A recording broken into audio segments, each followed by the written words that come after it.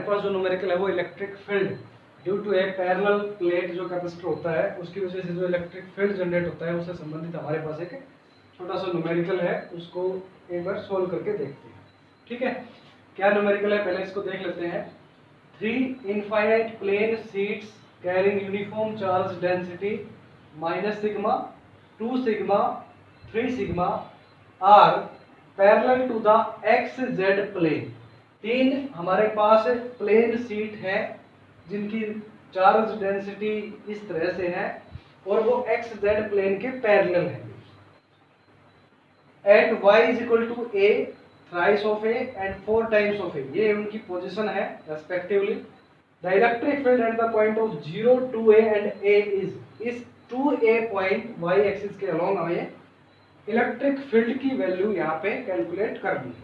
ठीक है, तो हमने एक 3 डायमेंशनल यहाँ पे ये बना लिया डायग्राम। ठीक है, इसको मैंने ले लिया x और इसको मैंने ले लिया z। ठीक है, ये x एक्सिस ले लिया, ये z एक्सिस ले लिया और इनके पैरेलल प्लेन शीट्स हैं।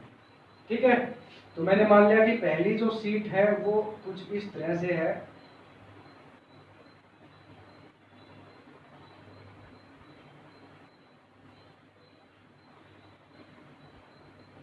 ठीक है, मान लेते हैं कुछ ये है, मान लो इस पोजीशन पे है पहली शीट। ठीक है, डायग्राम अच्छे से नहीं बन रहा, चलो कोई नहीं, इसको मान लिया मैंने। यहाँ पे ये जो पॉइंट है ये है y is equal to a, ये y एक्सिस है, ये 0 है, तो ये कहीं ना कहीं y is equal to a मैंने ले लिया। ठीक है, अब दूसरी शीट है y is equal to thrice of a, ये यहाँ पे इस पॉइंट पे दूसरी शीट है y is equal to thrice of a, ये वाला पॉइंट है थ्राइस ऑफ a, और तीसरी शीट है 4 टाइम्स ऑफ a, ये शीट मैंने मान ली कि y is equal to 4 times of a point के ऊपर ये शीट। इसकी सरफेस जो डेंसिटी है यूनिफॉर्म चार्ज डेंसिटी, इसकी वजह से है -सिग्मा, इसकी वजह से है 2 टाइम्स ऑफ सिग्मा और इसकी वजह है 3 टाइम्स ऑफ सिग्मा। अब हमें पॉइंट जो x0 y2a और z0, x और z0 होंगे y एक्सिस के ऊपर, तो 2a पॉइंट कहाँ होगा, ये वाला पॉइंट होगा। इस पॉइंट के ऊपर इलेक्ट्रिक फील्ड की वैल्यू क्या रहेगी, इन तीनों प्लेट्स की वजह से, ये हमें यहाँ पे कैलकुलेट करना है। ठीक है, तो हमें पता है कि कोई भी पैरेलल प्लेट जो होती है उसकी वजह से इलेक्ट्रिक फील्ड की वैल्यू होती है सिग्मा बाई 2 एप्सिलॉन नॉट। ठीक है, पैरेलल प्लेट जो होगी उसकी वजह से इलेक्ट्रिक फील्ड की वैल्यू हमारे पास होती है sigma by 2 epsilon not. Okay, अब देखो यहाँ पे इस पॉइंट पे जब हम बात कर रहे हैं तो इस पॉइंट के ऊपर इलेक्ट्रिक फील्ड जो इस प्लेट की वजह से होगा, उस इलेक्ट्रिक फील्ड की डायरेक्शन कहाँ होगी, ये नेगेटिव प्लेट है, तो नेगेटिव प्लेट की जो इलेक्ट्रिक फील्ड लाइंस होंगी वो अपनी तरफ अट्रैक्ट करेगा। तो मान लेते हैं इस पहली प्लेट की वजह से E1 जो इलेक्ट्रिक फील्ड लाइंस होंगी उनकी डायरेक्शन इधर हो जाएगी, है ना, इस तरह साइड में आएगा, ये इस साइड में लेके आएगा इधर। ठीक है, अब इस प्लेट की वजह से यहाँ पे इलेक्ट्रिक फील्ड मान लेते हैं ये सेकंड प्लेट है, तो इसकी वजह से जो सेकंड इलेक्ट्रिक फील्ड होगा ये पॉजिटिव है, पॉजिटिव चार्ज इसकी डेंसिटी है, तो ये क्या करेगा, आउटवर्ड डायरेक्शन में इलेक्ट्रिक फील्ड लाइंस को जनरेट करेगा। तो यहाँ से इलेक्ट्रिक फील्ड लाइंस इस रीजन में, इसकी वजह से इधर डायरेक्शन होगा, तो E2 का डायरेक्शन ये हो जाएगा। अब ये जो थर्ड प्लेट है इसकी पॉजिटिव चार्ज डेंसिटी है, तो पॉजिटिव चार्ज डेंसिटी है, तो इसकी वजह से भी इलेक्ट्रिक फील्ड की डायरेक्शन इस पॉइंट के ऊपर इधर ही रहेगा। ठीक है ना, तो तीनों की डायरेक्शन सेम ही है, तीनों की डायरेक्शन इस पॉइंट पे सेम ही है, तो यानी कि इस पॉइंट जो 2a पॉइंट है, यहाँ पे जो रिजल्टेंट इलेक्ट्रिक फील्ड रहेगा E, वो क्या रहेगा, वो डायरेक्ट सम होगा E1 plus E2 plus E3 का। ठीक है ना, E1 plus E2 plus E3 तीनों के सम के बराबर हो जाएगा, और डायरेक्शन क्या रहेगी, y एक्सिस के नेगेटिव की तरफ उसकी डायरेक्शन रहेगी। तो मैं लिख सकता हूँ माइनस ऑफ वाई कैप या माइनस ऑफ जे कैप लिख सकते हो।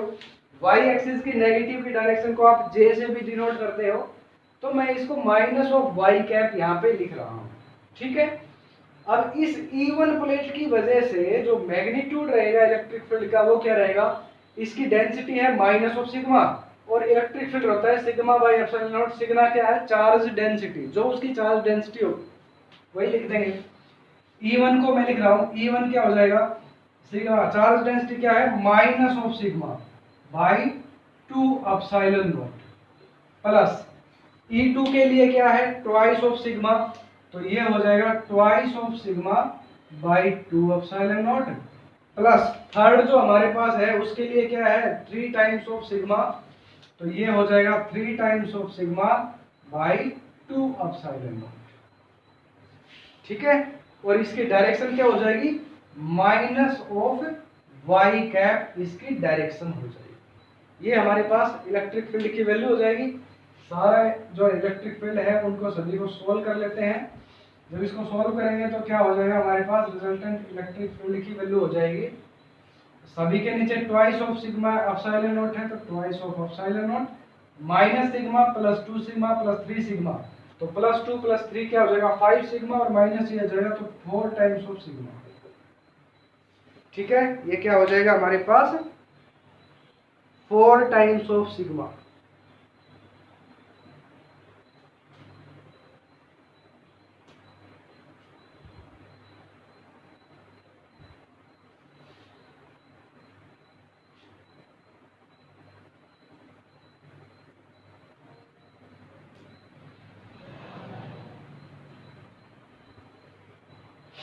डायरेक्शन एक बार ही लेंगे भाई, यहाँ पे सिग्मा नेगेटिव है लेकिन इसकी वजह से इलेक्ट्रिक फील्ड की डायरेक्शन तीनों की एक ही डायरेक्शन में है, तो यहाँ पे माइनस नहीं आएगा।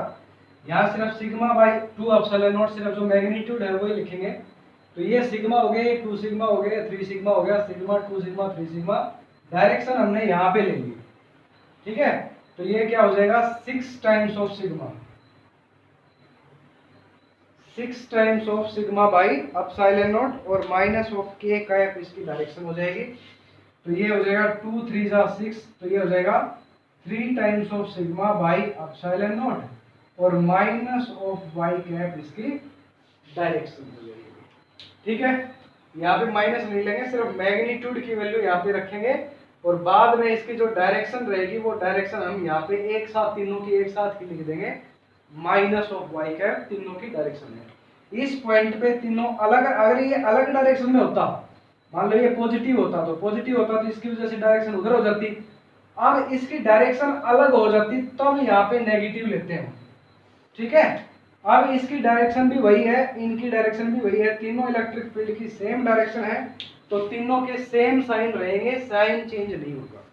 अगर डायरेक्शन अपोजिट हो जाएगी किसी भी एक इलेक्ट्रिक फील्ड की तो फिर उसका साइन चेंज कर लेंगे हम। ठीक है, उसका साइन चेंज हो जाएगा।